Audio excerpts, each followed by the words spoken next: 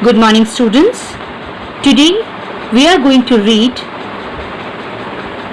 a poem from your English literature book, chapter number 4. The name of the story is Beauty. Okay, and it is written by E. Ye Shore. So, beauty is something that is appreciated by everyone. Now we will start. Beauty is seen in the sunlight, the trees, the birds, corn growing, and people working or dancing for their harvest.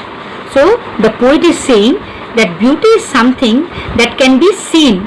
So we can see beauty through our eyes. And some examples are given here in the first stanza.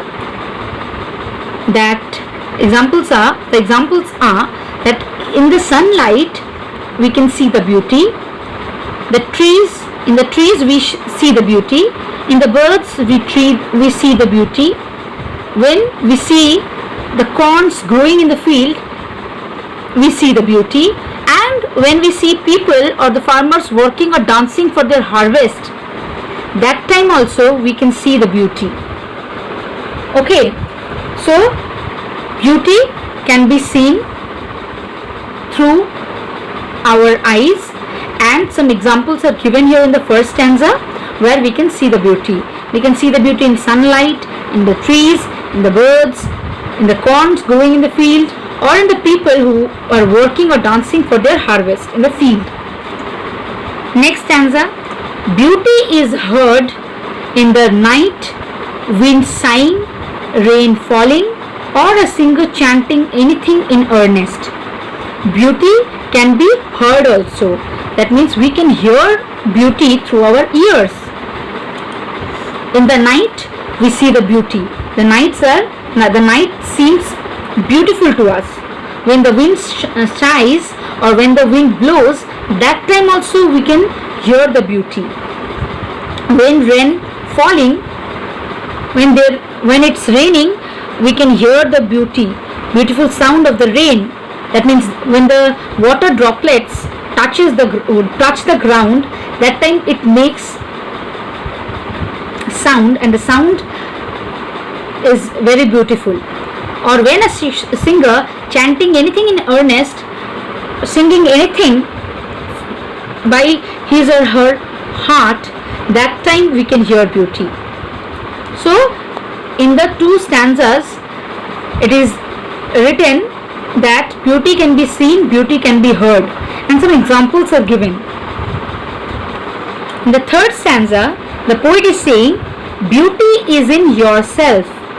That means in the first two stanzas it is said that beauty can be seen outside, can be heard.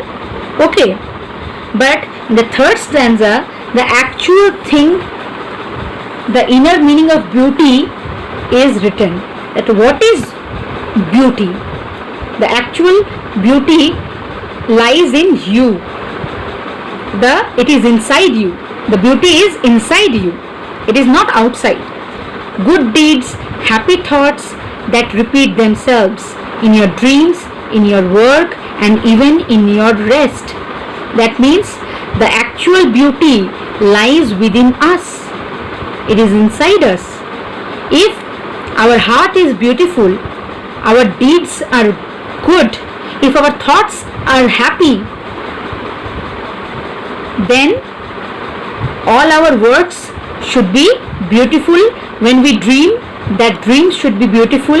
And if our heart is beautiful, then only we will be able to see the outside beauty. So in order to see the outside beauty, the first condition, the first thing is to become beautiful by inside. Right? If our heart is beautiful, then only we will see things around us beautiful. Otherwise, we will start criticizing it. Right? So the actual beauty lies within us. If we are beautiful, then our deeds, our works should be good. If we are beautiful, we will think beautiful things, happy things, and we will do whatever it should be beautiful, it should be good.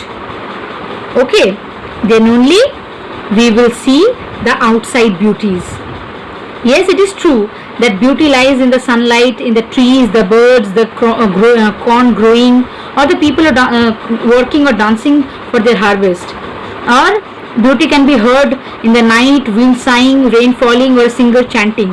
In the singing, okay, but the actual beauty lies within us.